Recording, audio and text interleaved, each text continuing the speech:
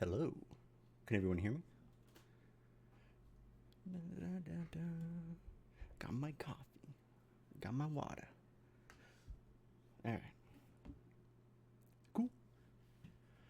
Hello. My name is Justin. Obviously, welcome to the stream. Hold on, let me get situated. This is nonsense. Okay. I need one of those like mic holders. I should maybe take my hat off. Da-da-da-da. Alrighty. So today we got about an hour, so I figured we could get started on our Shiny dashboard. I figured it would be pretty cool to make a dashboard that maybe can just pull options data and then allow us to investigate said options data. So here we are. This is our studio. I'm gonna assume, at least for this video, that there's some familiarity with getting set up. So the idea is that we have here a directory. So we're in our Twitch directory. We're inside of our options application folder, and there's nothing here so far because we haven't written anything. So let's go ahead and start writing. So this is going to be our script. This will be our files. Let's put that like down there or something.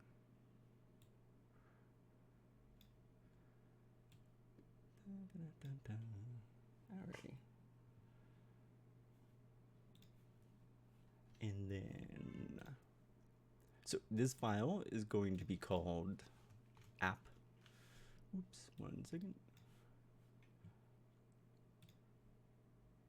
Where is the right directory?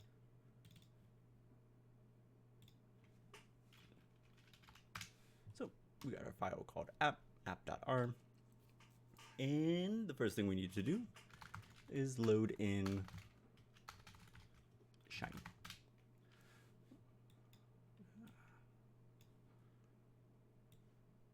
And we see we now have Shiny. How do I zoom? I think I replaced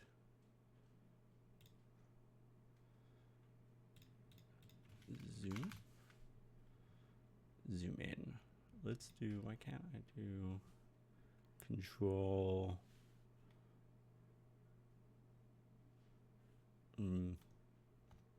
Yeah, let's do control backwards. There we go. That way we can see. We got library. And the idea is, so a Shiny app can be anything. So the idea is that it can be like a website that you can either host on the website or on the internet. Sorry, I just showered. Or on like locally. So like if you want to host an application locally. So this is like a really cool thing if you want to have interactive data analysis that is kind of like contained in a kind of like what we would understand to be like an app, rather than maybe like an Excel file or whatnot. So yeah, it's as easy as we do Shiny. And then we're gonna have two components to the Shiny. We're gonna have our UI, and then we're gonna have our server. And the UI is going to tell everything that has to do with the UI, obviously, and then the server is going to be what is like displayed. So for the UI, if we do, actually, let me verify this. Shiny, because I haven't done it this way in a minute. Shiny app setup, because I usually divide my app up into like several files. Install package, yeah, UI fluid page server Shiny app UI, perfect. That's what we want to see. So I was on the right track at least. So it's a different configuration, and we're going to do that in a later episode as this app kind of grows. As the application grows, you're eventually going to want things separated into their own like files. And then we're going to do Shiny app, and we're going to pass over the UI and the server functions. And then, yeah, I'm just going to copy this. Oh, it's not function, it's fluid page. Yeah, and function needs, that's right, you need your input, your output, and your session. And we'll go over those later. And UI isn't a regular function, it's a, yeah, we'll do fluid page. Yeah, and let's type hello world. So now we have, I don't think you need anything here. We have fluid page, server, Shiny. So then if we save this, we see that our studio recognizes that it is now a application. I hate things when they're not equal. So we see that it is an application. So let's hit run.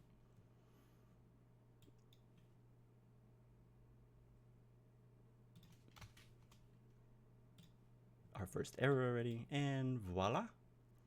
We now have a Shiny app. It is listening on our local IP address 127.0.0.1. So if we were actually to go to this IP address, we should see our Shiny app. Ta-da! Inside of our browser. So that's pretty cool. So that's the idea. So we will, what if I was like, and that's it. Congrats, you guys can figure out the rest. But we're gonna define like all this logic inside of this code, and then we're gonna run it, and then it will produce a web page that we can pull up and hopefully do some cool stuff with. So hello world, very cool, thank you. So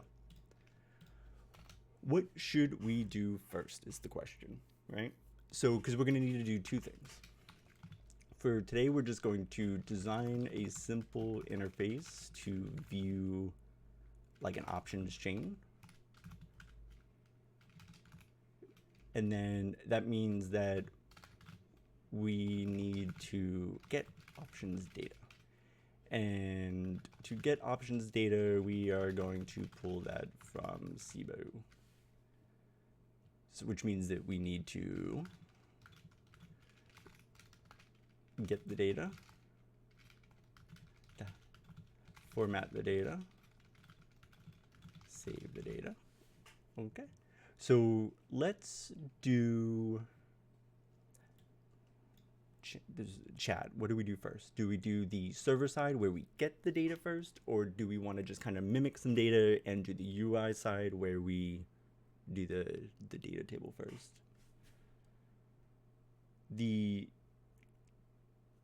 Let's do, I feel like the server side is going to be a little bit more complicated. So let's do the fluid page.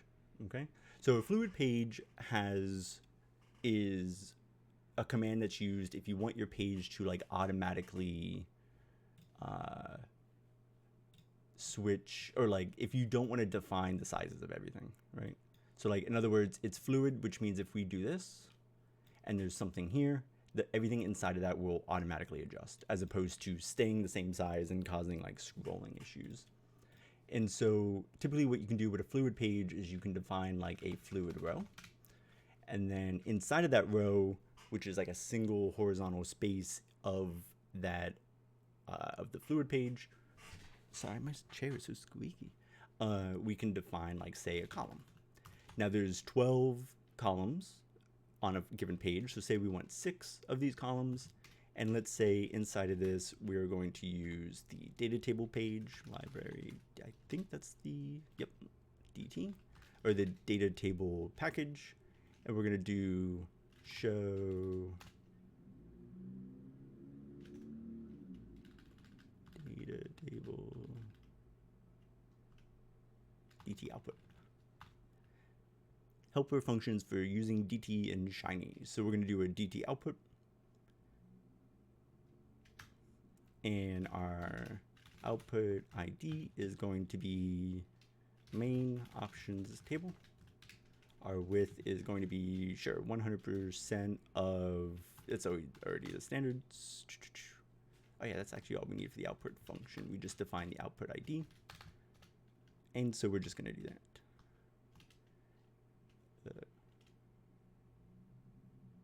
Will this be able to directionalize strikes? No. This will just be able, well, like baby steps. But this is, I'm not planning on including that functionality, truthfully. That function. So what I was thinking is, remember, like I want to put more options investigation stuff on the dashboard. So I figured we could actually use this as a way to like figure out what we want, what's useful, and then I would go and like write it officially for the dashboard. And that dashboard will obviously contain like directionalization data since we have it. But like this one specifically won't include that. It's kind of just gonna be a basic. Let's like maybe we can organize by strike, organize by gamma. Maybe we can do like mapping out the like vol surface or something. I don't know. We could do some cool stuff. So we're gonna do column, and then let's just run this. So we got, and then let's actually just make a quick data table. So we'll do data frame A equals 1 through 5, and we'll say that's the data, that's the test data. And then let's do render dt. Our expression is just data test.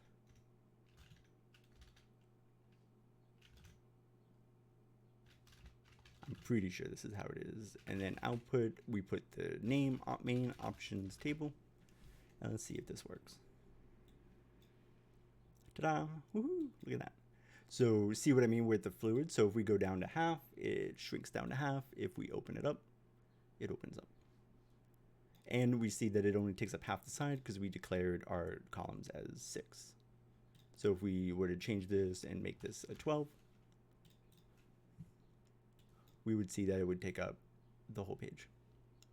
And later on, we're going to look at how to like confine this to maybe the center, or such that if you do expand the window, it will only stay at a certain position. But for now, this is fine.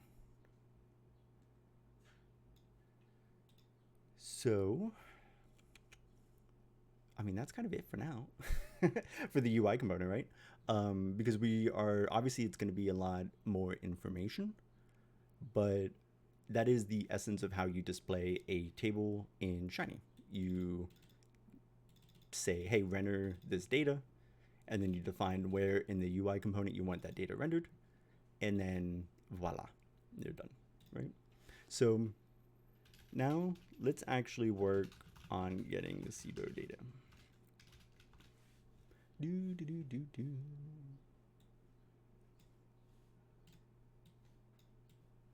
And this is something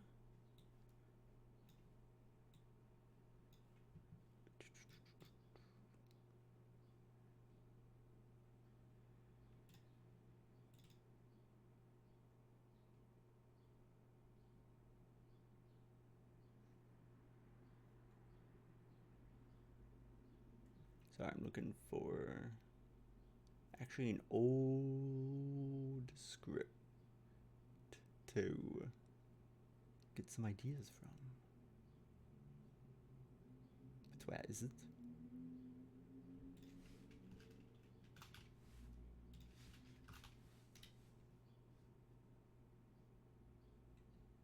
Haha. Alrighty.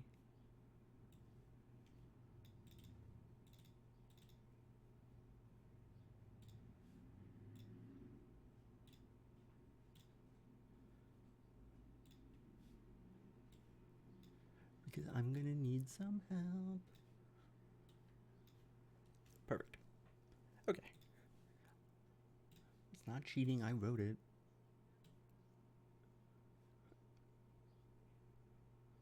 Okie dokie.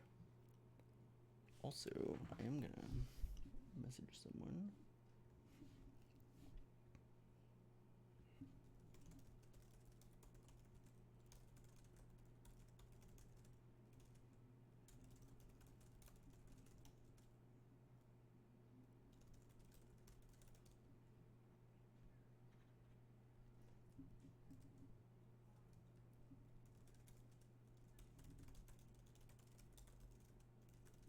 Okie dokie. Okay, so let's call this, this is a server function, so we're gonna call it server. And then we're just gonna say server get data, and then we're gonna get option data. Right? And then, so this is gonna be a,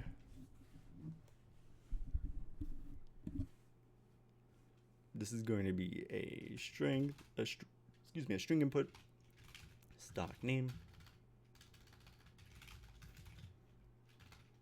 that should be it, because I'm pretty sure we'll do date input shows in date, but we're going to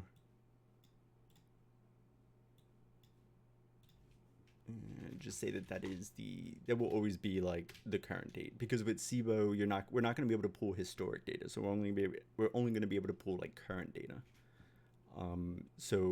But maybe later on we can pull historic data, so we're going to want the ability to get that data.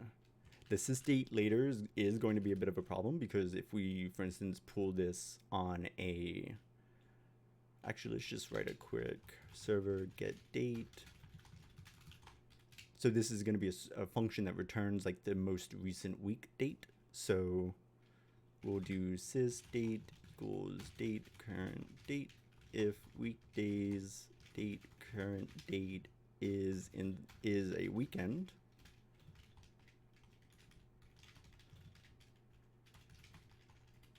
And then we're going to say while weekdays date current date in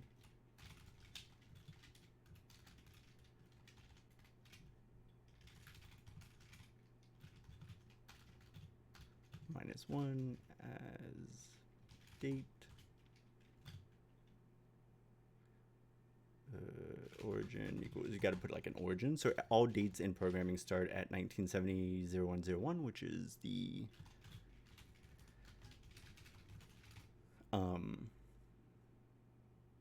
start of the known universe.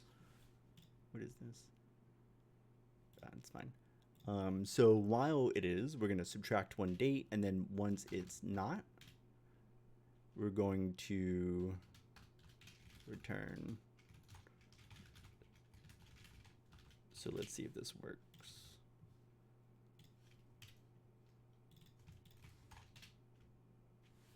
No.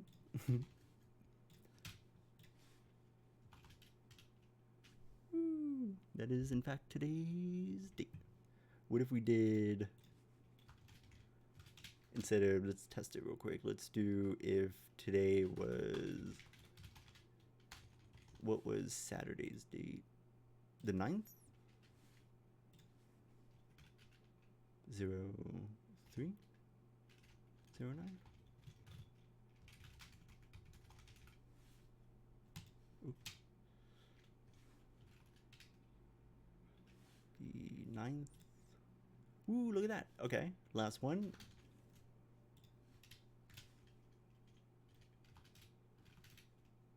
That's so cool. Okay, perfect. Now this will, have to get even more complicated later on if we need to deal with like holidays. But for now we'll do that. But the cool thing is we can now just pass this into this. So now every time we call this function, it will automatically get the most recent trading date. And if that date is today, or yeah, so if today is a weekday, it'll just return the current day, which is pretty cool. So now we have a way to get the date that we want. Cool. All right, so now we have the options data. So if we go to SIBO,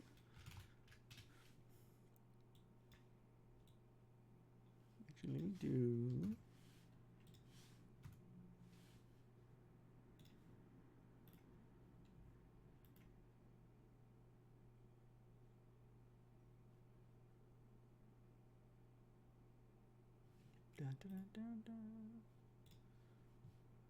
that doesn't help. That's fine. So let's go to SIBO. Let's go to data, market data.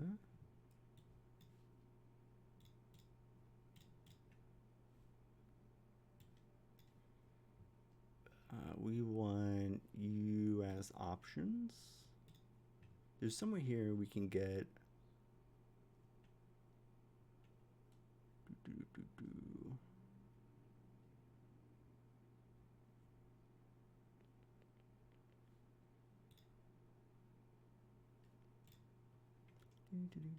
where are you?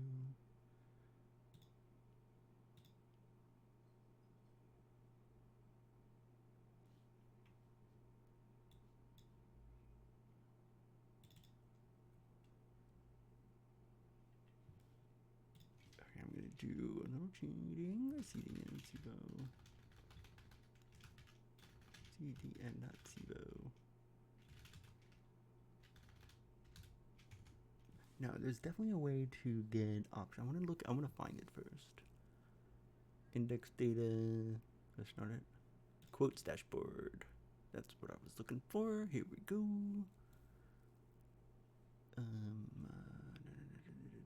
Where are the options data?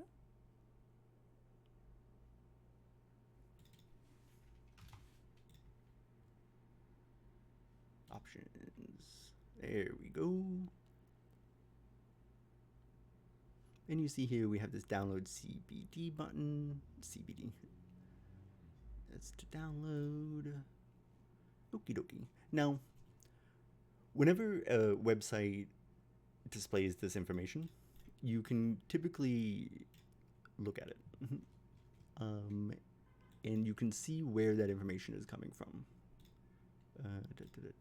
Actually, we want network. We're going to refresh this page. And we see that a lot of stuff is coming through. And what we want is this. Delayed quotes, GME quote table. Okay. I don't know. Yeah. This is all of the data that they are displaying up front. So instead of having to come to the website, put the stuff in, and then receive the data on through their table, the data, we can just kind of snatch it from wherever it is coming from. All right, and I'll leave that as an exercise to the reader to figure out how to get that URL, or you could just look at it here. So what we're going to do is we are going to create our URL, and for that we're going to need our stock name, and this is going to return a string, and it's going to be the data URL. Okay, so now let's create this function. Also this, okay, never mind.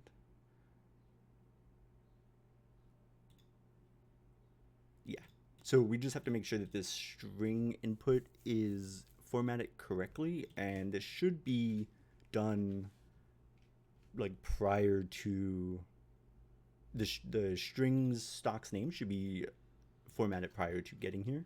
So we're going to leave it blank. And to do this, we're just going to return a concatenated string, which is the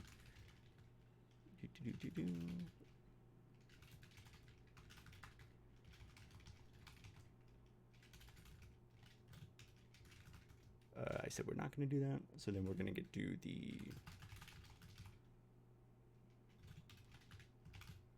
alrighty. So that's that. So if we save this function and we use the function, we should get a URL.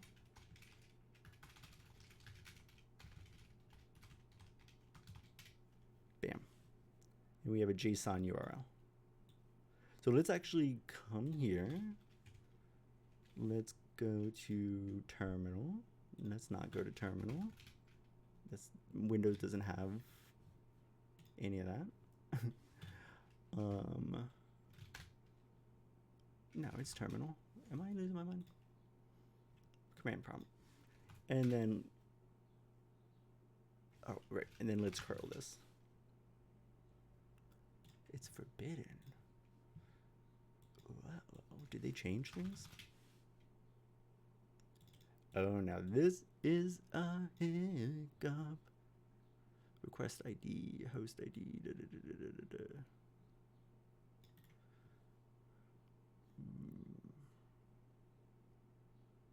Uh-oh. What?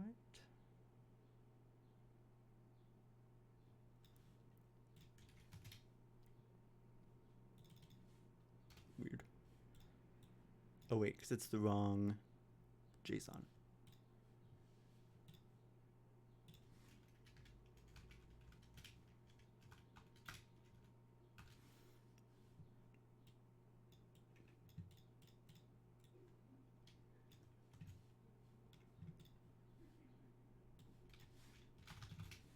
Bam, look at all that data.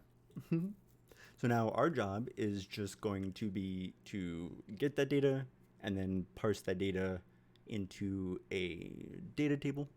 that we can then display, and then once we can display it and it's been formatted, we can start playing with it. But we do know that this URL that we've created is in fact a true URL. Cool. So then so this is going to come as a JSON. So we're going to create the URL, and then we're going to, we should probably put a message here so that we know what's going on. Retrieving data from Cbol for strength input stock name. We're going to get the URL, and then we're just going to download the data.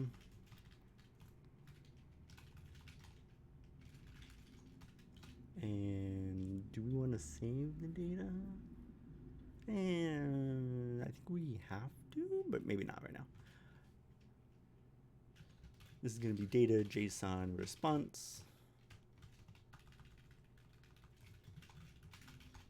And then we're going to give it the URL. And for this, we're just going to return JSON light and from, I think it's from JSON, read JSON strength data URL. That should work.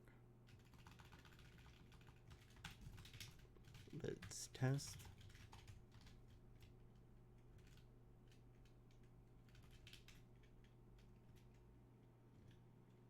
So then let's do server get data option data and for GME, and we should get like a bam, look at all that. Look at all that data. Now, this becomes a little bit of a problem. Well, not problem, but it's good to play around with how are we going to parse this out. So let us redo this. But this time, let's save it. Data JSON response. And let's look at how we can parse this.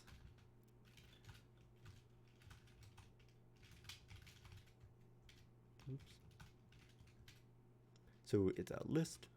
Actually, I think the easiest way would be to make a temp file.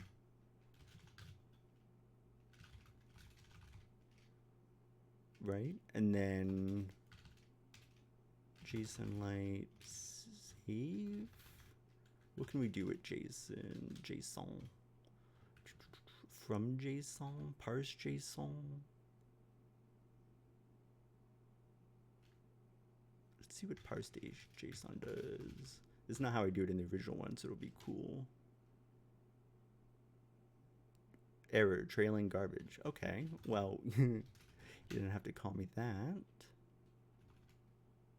Oh, I think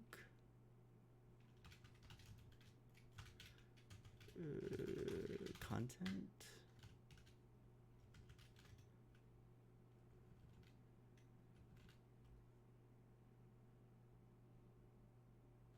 Yes, this is actually what we want to do. So we're going to temp file.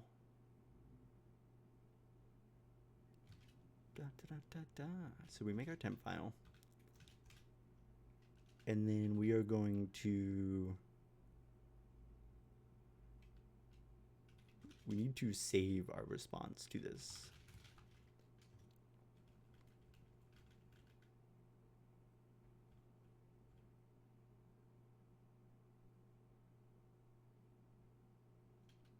Okay, let's try this. Path equals file temp file. Okay, supposedly it's written.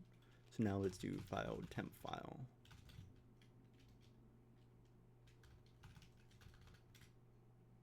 Cool, so it's there. What happens if we parse it?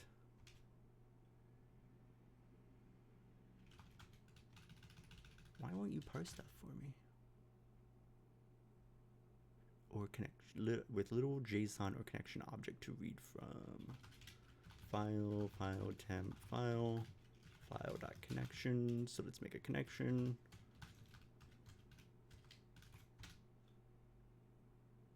Okay.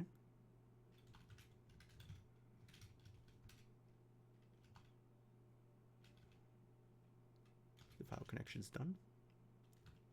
Oh, it closed it. Okay. What did that get us though? Did that get us anything good? Data, options, it's a list still. So no, we want, hopefully JSON Lite has a way, I'm looking for a way that it can literally just give me it into a data frame. Give me a data frame.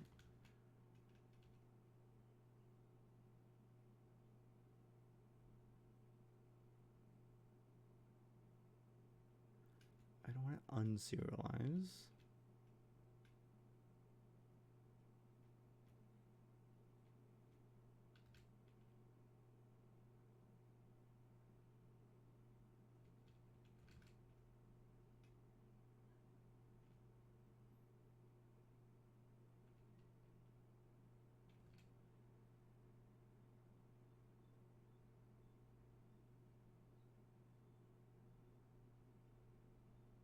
From JSON. Let's do that. File, temp file.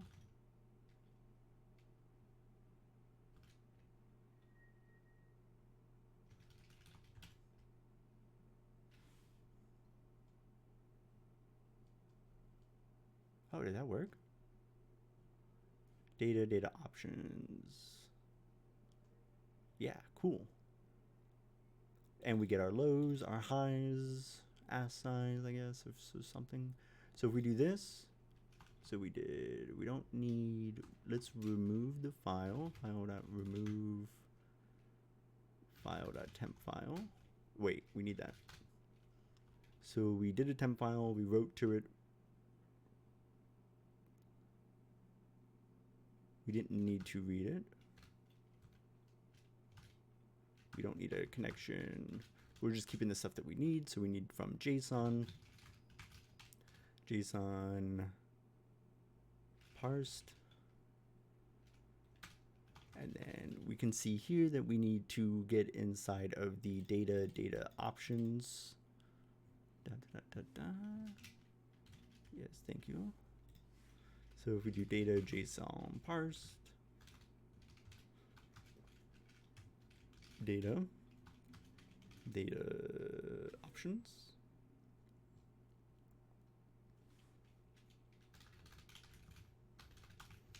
And look at that. Now we have a nice data frame containing the option, the bid size, the ask size, the IV, the open interest volume, what else? Delta, gamma, theta, rho, vega, theo, change, open, high, low, tick. Last trade price, last trade time, percent change, previous day close. Cool. So what we are missing though is so this is the ticker. This is I'm assuming the expiration date. So it's 240315. It's a call. And it looks like this is a identifier.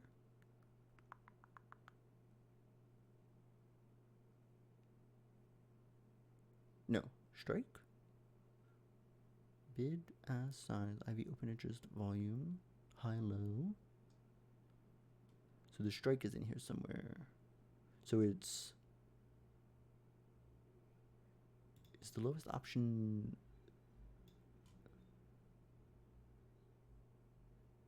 $13.5. So that's probably $13.50. So it's 3 digits for the cents, and everything before that is the dollars. So we're gonna have to parse all of this out. Okie dokie. So let's get this portion into our function. So what did we say we downloaded? JSON, and then I think, no, you can't.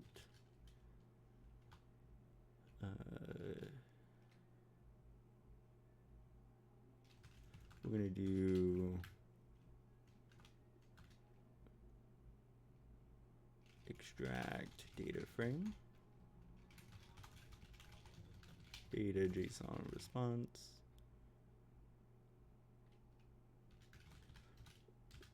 full, and now we're gonna extract the data frame.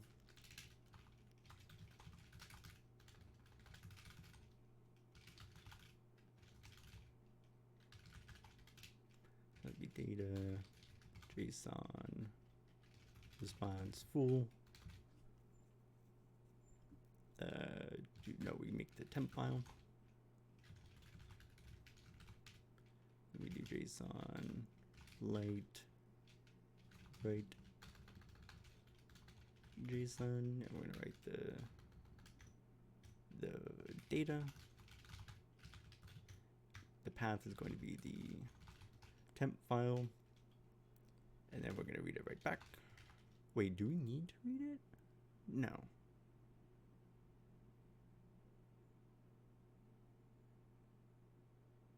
Right? Do we even need to do that?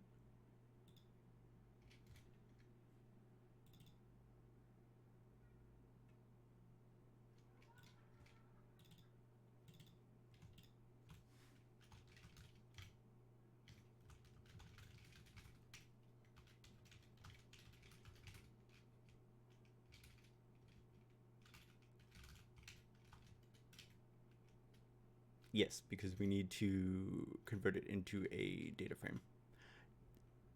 Yes, okay. So we're extracting the data frame, so then from JSON,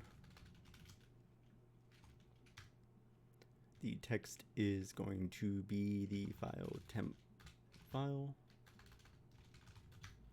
The simplified data frame is true.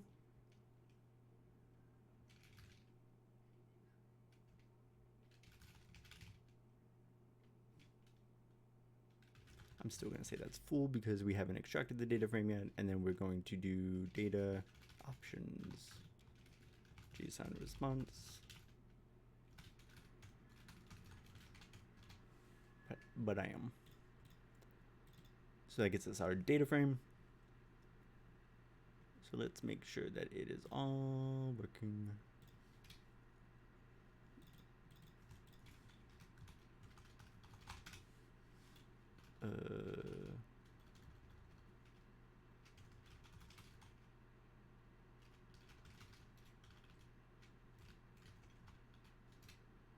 Where does view come from?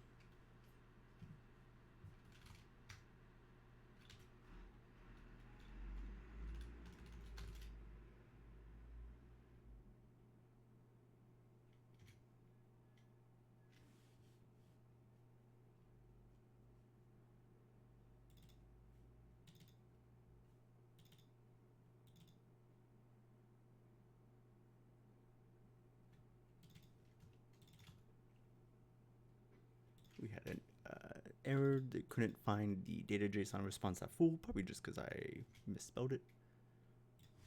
So now let's go back. We're retrieving the data. Yeah, look at that. That's so cool. We now have the data. So now we just need to parse to figure out the date, type, and the strike. So let's go back to here. Let's put this up so that we know what we're parsing. Put that like over there so we can see it.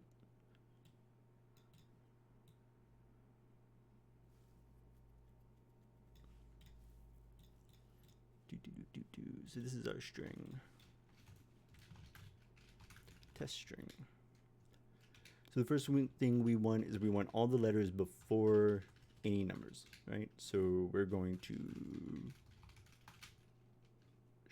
extract those, and the string is going to be the test string, and the pattern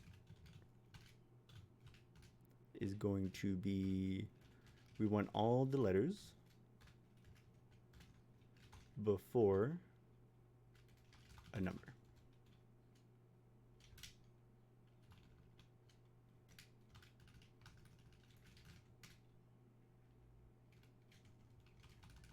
So we're not doing that right, it says. That's fine. You never do it. You never do regex right at the first. It's one of these.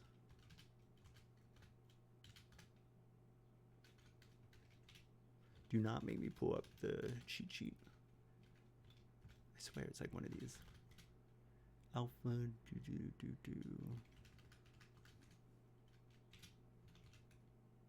Alright, looks like we gotta pull up the cheat sheet.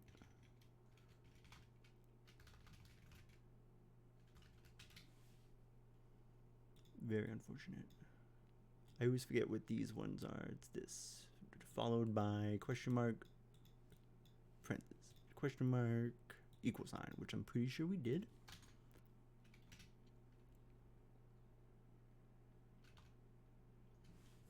So we want one or more, plus.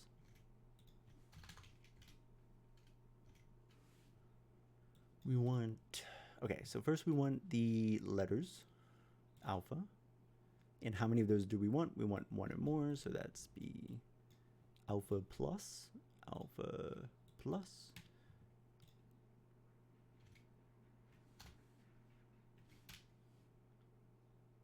Oh, I'm forgetting a parentheses, guys. Come on. Ta-da. There you go. So now we have the, we should be able to get any of the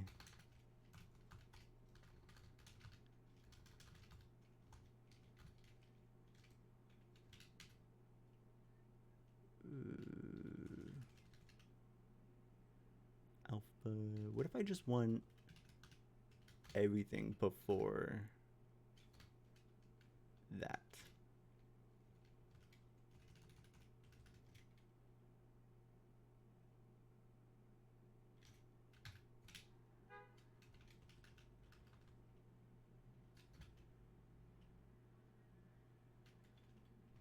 Alpha and punked? No.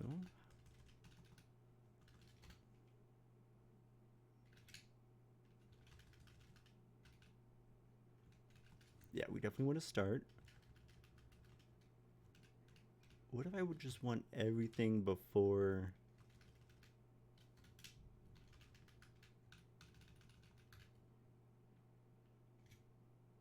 everything but everything followed by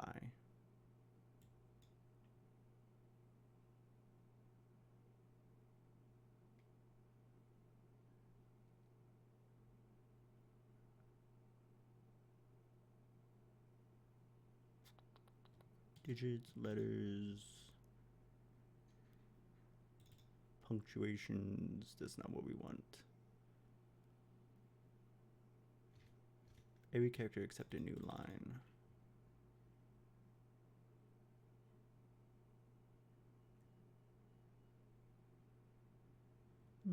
Okay, we're gonna leave it at this for now. We're gonna know that there's a little bit of a, we're not gonna be able to get stocks with underscores. I can't remember how that's done, but we'll figure it out. Okie dokie. So we want alpha, and then just to make sure, spy. Good. Then, so this will get us our, this gets the stock name. And then let's get the expiration date. So we're gonna need stringer, strength, extract, string equals test string. Pattern equals, so we want all the numbers. I think it's nums, digit. Oh man, so we want the digit that are preceded by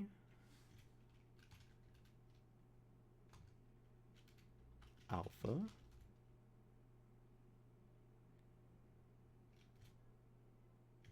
and those alpha are at the start of the string, and it doesn't matter how many, one or more. And so it goes, and it's gonna go until, again, it encounters a letter.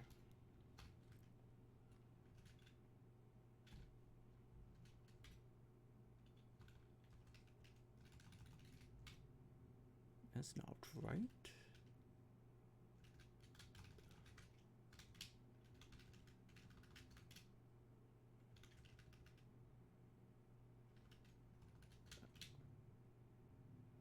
There we go.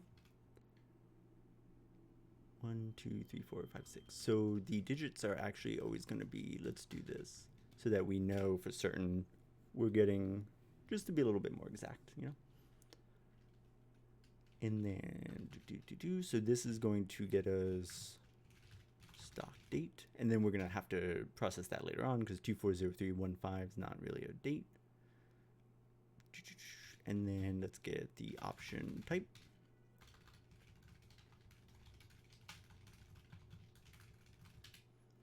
And for the, so we need the, oops, where'd I go?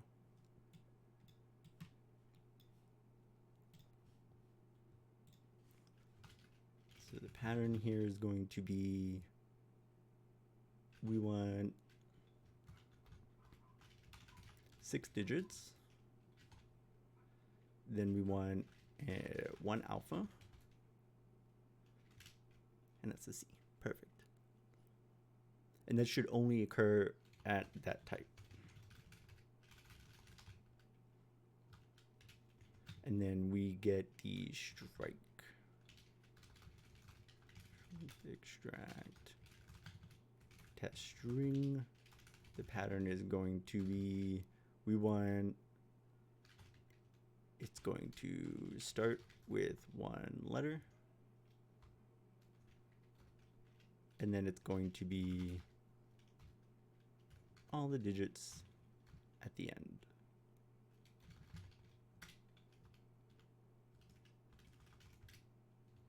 Maybe not.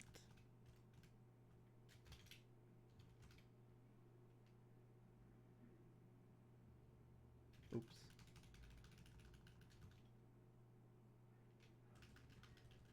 So yeah, it's going to be 1 alpha, and then we're going to get all the digits after that. 23015. That's not right. Can we do that? Yeah, haha. So the $sign means, hey, these digits are actually supposed to be at the very end of the string. So don't get us the big, like the numbers that are in the middle of the string. Don't do it. Strike. Okie dokie. So let's get these situated. And what we can do to make our life easy is we can come to the extract data frame, which we did, and then now let's parse option info data JSON response. And we're gonna actually now just call this the option data once it's parsed. What did I say? The data JSON response. Cool. And we're actually just going to do a little, we're going to use our fun friend Dippler to make this very easy for us. So we're just going to mutate.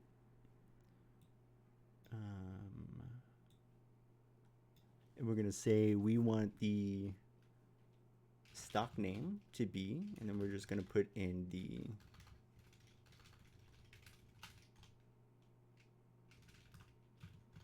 what did the just called option?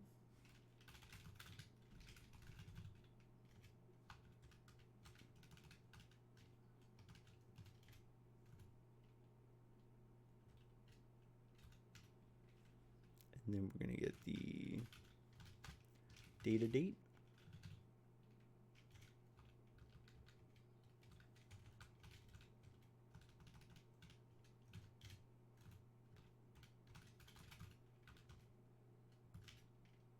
And then the next one is the type.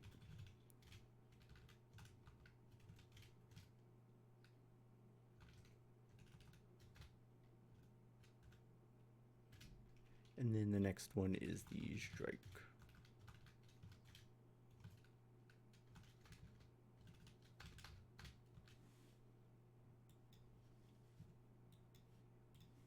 Okie dokie. Data JSON was data option data, and let's see. how this goes for us. Uh-oh.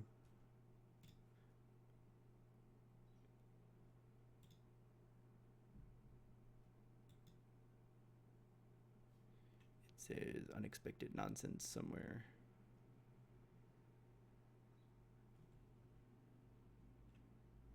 Option, pattern.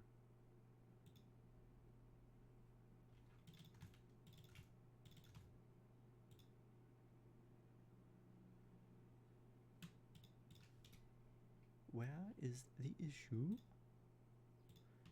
Mutate.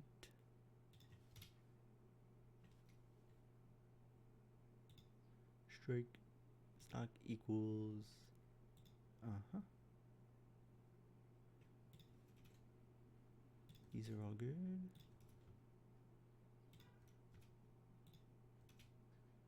Okay, so it's definitely this function.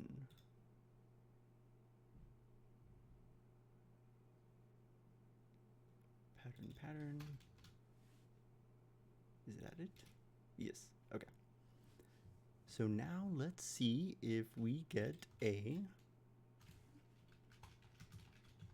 data option data. That was kind of quick. Ugh, somehow it's capital now.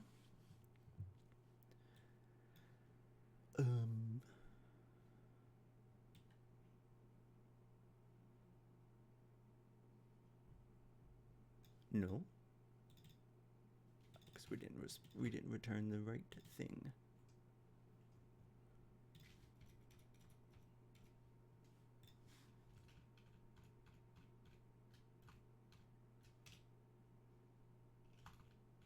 Now what do we think? Do we think it's gonna work?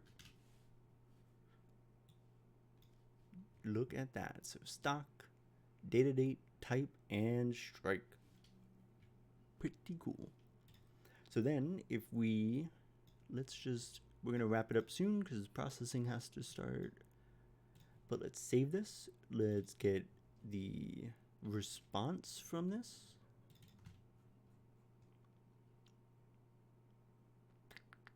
And in our server, we're going to do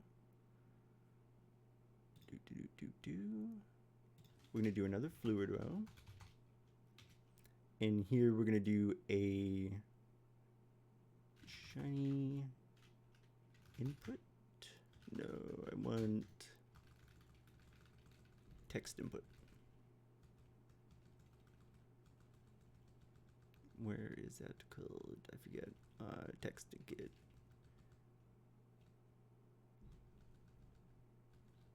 Input. Select input, numeric input, text input. There it is. Input ID equals stock name. Oh no, wait.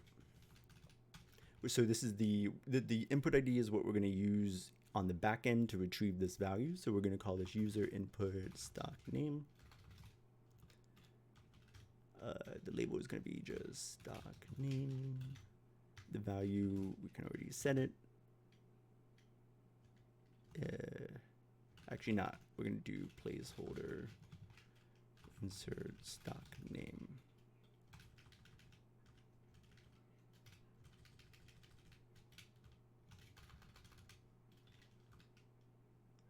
Okie dokie. So now we have a text input. Let's put that in like 4 columns.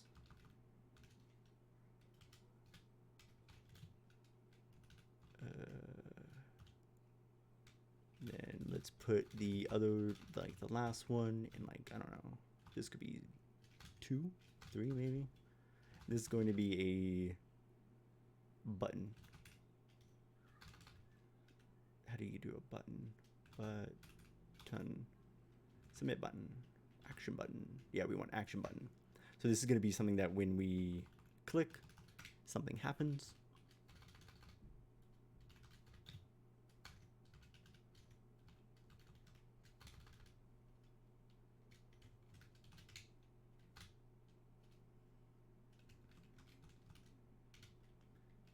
input ID equals user input stock name select button.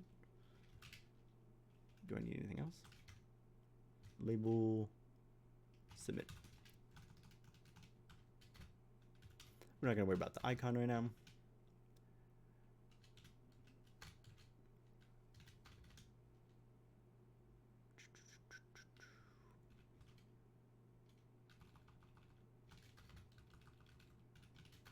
So let's see if this works. Cool bean, we have a name, we hit submit, but we see that when we press the button, nothing happens. Let's change that. So we take our select button, we go to our server function, and let's do observe event. And what we're going to observe is input select button. And what we're going to do when we do that is we're going to get the stock name. So we're going to say insert user input user input stock name. We're then going to get the data for that.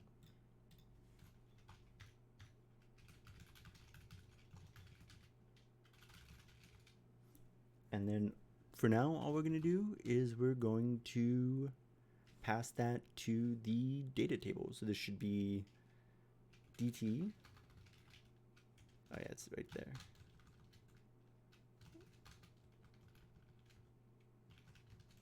Now this is gonna have like a lot of stuff.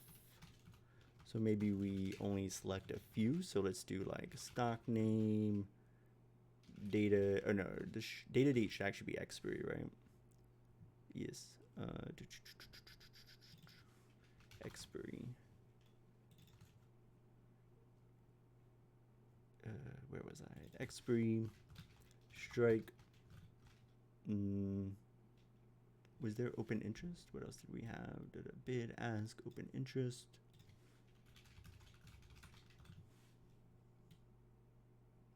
I don't know what, volume or something. Or let's do like delta and gamma. Cool. So we just parse those out of the data, and then we pass it to the render. And this is inside a observe event, which means that when the button is selected, it will do all of this stuff, hopefully, if there are no bugs. Insert a stock name, so let's type GME.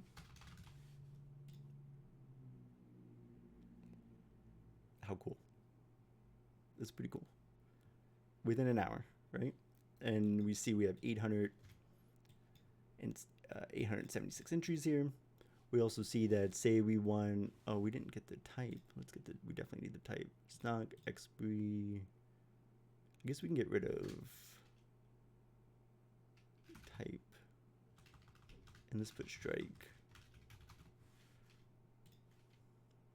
Let's change up the orders. And then let's do, I don't know, NVIDIA.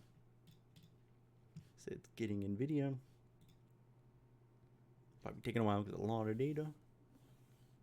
A lot of data on NVIDIA. Oh, and bam, look at that. Type. So then we can do, like, I only want to see all the calls. Obviously, we're going to have to parse the strike, parse the expiry. We might even be able to do some other stuff. But this is the foundations of a Shiny app. Pretty neat. And we can see that we were able to do all this with literally 100 lines of code. So that'll be the stop of the first episode of this little adventure. And yeah, all right guys, I'll be back later. Thanks for stopping by. And yeah, adios. Bye.